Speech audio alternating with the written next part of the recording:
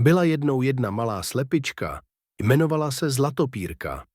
Slepička byla krásná, její peří se na slunci třpytilo jako zlaté nitky a každé ráno zpívala jemnou písničku, která probouzela celý dvůr.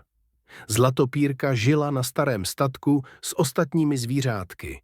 Všichni ji měli rádi, protože byla laskavá a vždy všem pomáhala. Když se ztratilo kuřátko, Zlatopírka ho hned šla hledat a přivedla ho zpátky domů. Když se králíček bál bouřky, sedla si k němu a zpívala mu tak dlouho, dokud neusnul. Ale jednoho dne se stalo něco zvláštního. Na dvůr přiletěl vítr z hor a přinesl zprávu. Za 7 kopci se skrývá kouzelný pramen. Kdo se z něj napije, získá dar, po kterém touží. Zlatopírka si pomyslela, já bych chtěla mít dar odvahy. Někdy se bojím, že jsem jen malá, obyčejná slepička. A tak se vydala na cestu. Překročila první kopec a v údolí Vekřoví ji čekal ježek. Ten jí poradil. Odvaha není o velikosti, ale o tvém srdci. Na druhém kopci potkala lišku, která ji chtěla oklamat. Zlatopírka se jí ale nebála a řekla, já se tě nebojím a věřím svému kroku. Liška se zastyděla a pustila ji dál. Na 3. kopci se zvedla bouře. Zlatopírka se schovala pod strom a zpívala, aby si dodala odvahu.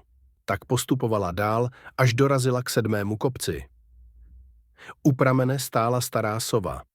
Zlatopírko, řekla, dar odvahy už máš. Po cestě jsi dokázala překonat strach, pomohla druhým a věřila si.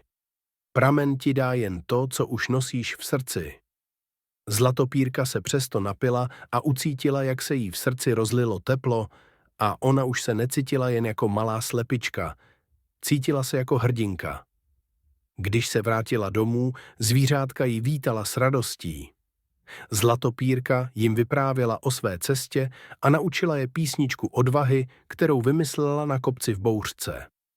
Od té doby, kdykoliv se někdo bál, zaspívali si ji společně a strach se rozplynul.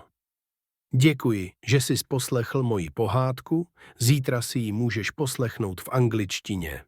Dej odběr, aby ti žádná další neutekla a přeji ti krásný den.